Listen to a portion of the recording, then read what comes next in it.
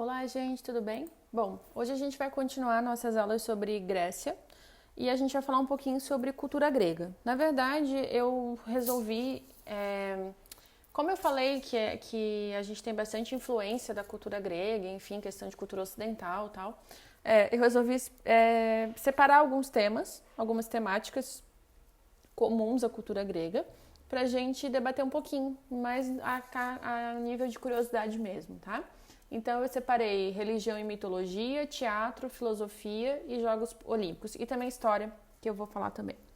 Bom, sobre a religião, gente, os povos da antiguidade, a grande maioria, né, com exceção dos hebreus, eles eram politeístas, né? Então não é diferente com os gregos. Eles também acreditavam na existência de vários deuses. Para eles, esses deuses habitavam o Monte Olimpo e eram imortais. Além disso, né, os deuses eles tinham é meio bizarro assim, na verdade. Eles acreditavam que os deuses eles tinham sentimentos e reações tipicamente humanas. Então, por exemplo, eles sentiam amor, ódio, ciúme, se casavam, tinham filhos, enfim. Né? E um exemplo disso é Zeus, né? Ele é o deus mais poderoso, mas não é o único, por isso não é monoteísta, né? E o Zeus ele teria se casado com Hera, que é a deusa dos relacionamentos, e juntos eles tiveram Ares, que é o deus da guerra. Ou seja, uma família de deuses, né? Desse jeito. Além dos deuses, a gente vai ter os semideuses, que eram geralmente heróis que tinham nascido de deuses com mortais. E esses heróis, eles não eram imortais, eles morriam, né? Só que sobre eles surgiram várias histórias que eram contadas pelos gregos, que passava de tradição oral, passava de geração para geração. E essas narrativas, elas traziam alguma moral, alguma coisa, né? Eram chamadas de mitos e o conjunto desses mitos, então, era a mitologia grega.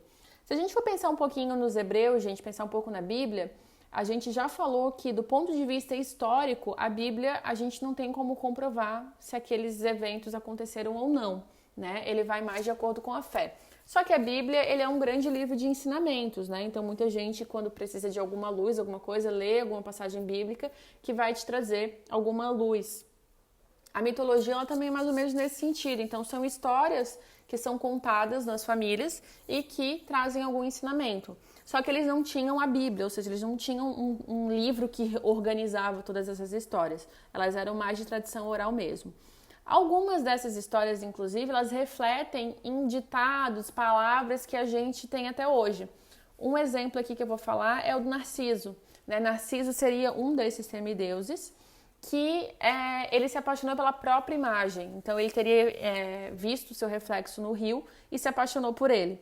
Hoje, a gente usa o termo narcisismo para falar sobre pessoas que se amam demais, né? Um excesso de amor próprio, digamos assim. Então a gente fala, ele é narcisista, ele se ama demais, enfim. E esse termo, então, vem da história de Narciso. Mesma coisa vale para o Aquiles, a gente fala de calcanhar de Aquiles, o meu calcanhar de Aquiles, ou seja, aquilo que me complica a vida, né? Que é difícil, que eu não consigo passar, enfim. Vem da história do Aquiles, que quando ele nasceu, a mãe dele teria mergulhado ele no rio para se proteger num caso de guerra. E aí ela segura ele pelo pé e bota ele dentro da água, só que o pé fica de fora. E aí quando ele vai para a guerra de Troia, ele leva uma flechada exatamente no calcanhar, que é onde não estava protegido pelo ritual da mãe, e ele morre. Então ele morre pelo calcanhar, né? Calcanhar de Aquiles, vem disso então. Ou seja, né, por mais que a gente não acredite, não viva mais essa mitologia, mas ela tem bastante reflexo pra gente também. Outro elemento da cultura grega que as pessoas têm na sua vida hoje são os Jogos Olímpicos. Inclusive, nesse momento, a gente deveria estar passando por uns Jogos Olímpicos, né? Os Jogos de Tóquio, que não rolaram por conta da pandemia.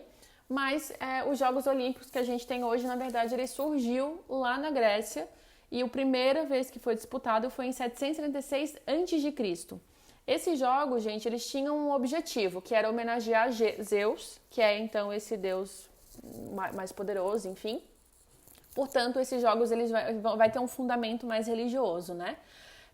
Não é que começou lá e continuou até hoje. Teve um momento onde se parou os Jogos Olímpicos e o que a gente vive hoje são os Jogos Olímpicos modernos.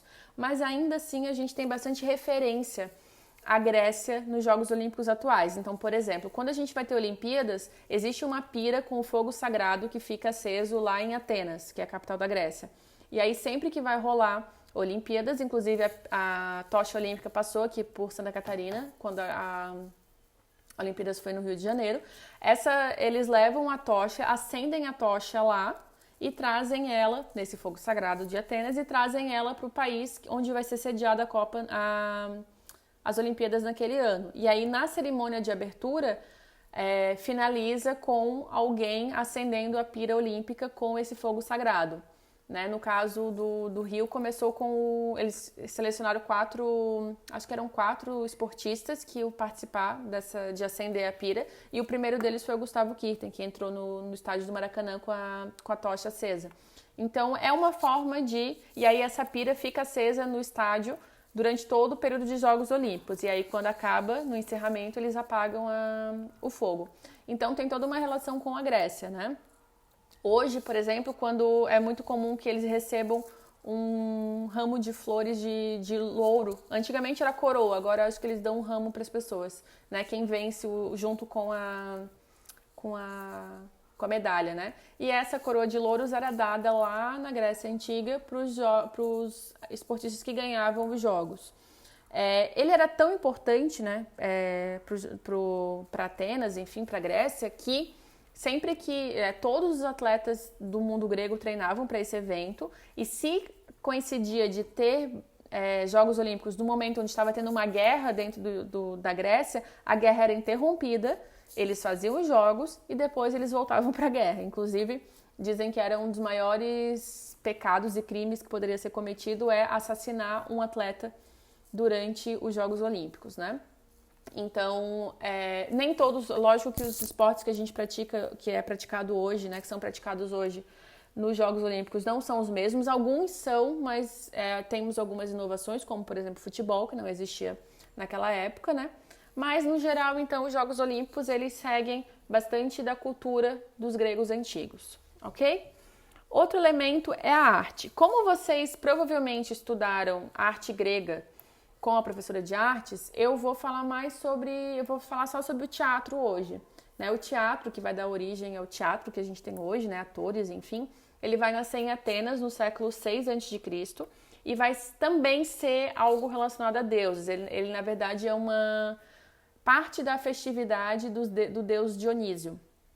As peças elas eram encenadas ao ar livre, haviam juízes que premiavam os melhores exibições, e o teatro era um evento tão importante na cidade, atingia todas as classes sociais, que no dia que tinha teatro, os governantes suspendiam todas as outras atividades da cidade, e aí todo mundo assistia ao teatro, né? Então, assim como os Jogos Olímpicos, somente homens poderiam participar no teatro como atores. Nos Jogos Olímpicos, só homens poderiam disputar os jogos, né? E no caso do teatro, só os homens poderiam encenar. Tanto que se era alguma mulher na peça, era um homem vestido de mulher, porque a mulher não poderia participar. Temos a filosofia e a história, né? Então, por volta do século 6 a.C., mais ou menos na mesma época do teatro, começou a surgir pessoas que começaram a questionar o uso da mitologia para explicar o universo, porque afinal de contas não havia nenhuma comprovação científica, enfim.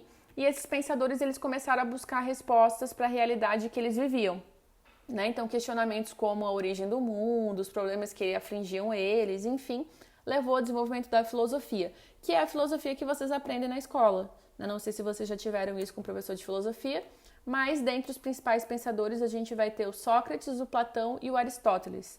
Aqui vocês têm uma imagem um busto, né? Uma estátua do Platão, que viveu entre 427 e 348 a.C. E aí a gente tem a minha queridinha, lógico, né? Que é a história, né? A história surgiu na Grécia, não a história, a história ciência, digamos assim, né? Porque é lógico que história sempre existiu. Mas alguém ter parado para escrever uma narrativa histórica, para procurar registrar algum acontecimento histórico através das pesquisas e tal, isso vai surgir na Grécia. Tanto que a gente considera o Heródoto o pai da história, né? Quando a gente começa a faculdade de história, eles já falam sobre o Heródoto. E a gente tem uma obra chamada Histórias, que ele vai fazer, onde ele vai utilizar fontes escritas e orais para construir a sua narrativa, o que era uma novidade para aquele momento, né? Só que ele ainda ele ainda utilizava a influência dos deuses na história e também ele vai ser bem imparcial. Então, quando ele vai contar a história de guerras envolvendo os gregos, ele fica bem do lado dos gregos, né? O que a gente não deveria fazer como historiador.